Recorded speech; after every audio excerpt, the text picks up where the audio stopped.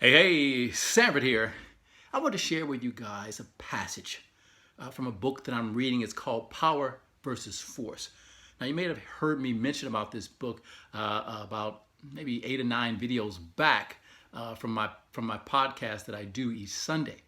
Now, I first heard about the book from a gentleman that I listen to his name is Wayne Dyer. And the book is written by David R. Hawkins. It's called Power versus Force.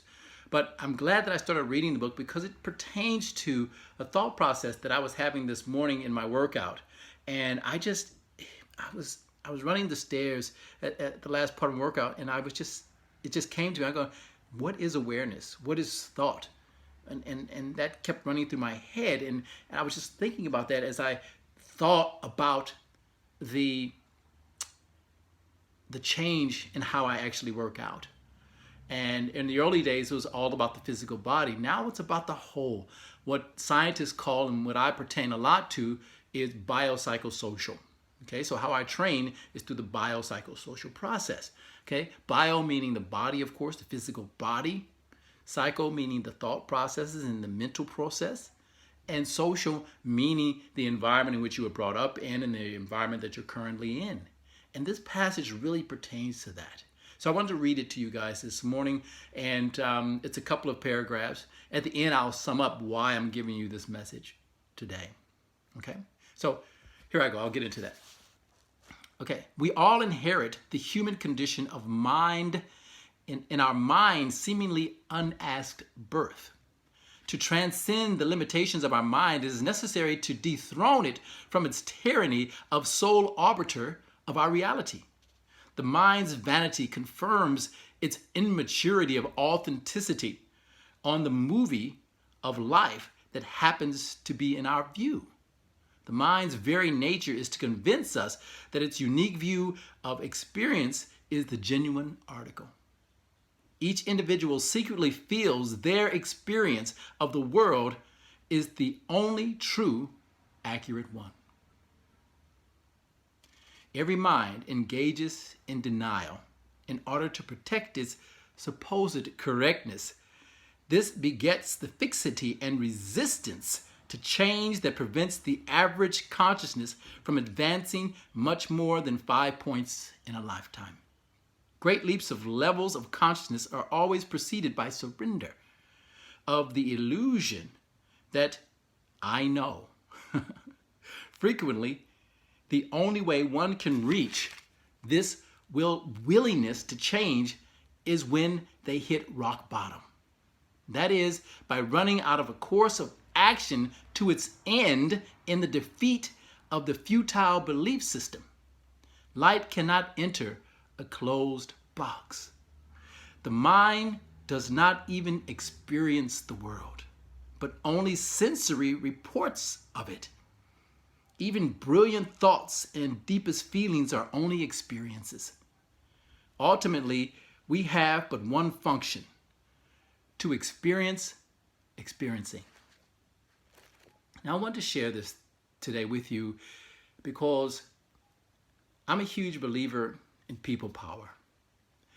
I believe that the only way forward for super success, for a greater and long-lasting life and fulfilling life on this planet, is if we come together as people. Some people believe that we can come together financially and that will help to balance us all. Some people believe that we can come together through power and that will balance us all. Some people believe that it's about the families. The families come together and that will balance us all. But I'm not a huge believer in balance. I'm a believer in the perfect imbalance. Because when you stand on your left foot, you seem to wobble to the right. When you stand on your right foot, you seem to wobble to the left. I think we're always wobbling. And I think money is important. I think family is important. I think power is important. But at the edge of all of that is we, the human, who has the most power to shift this world.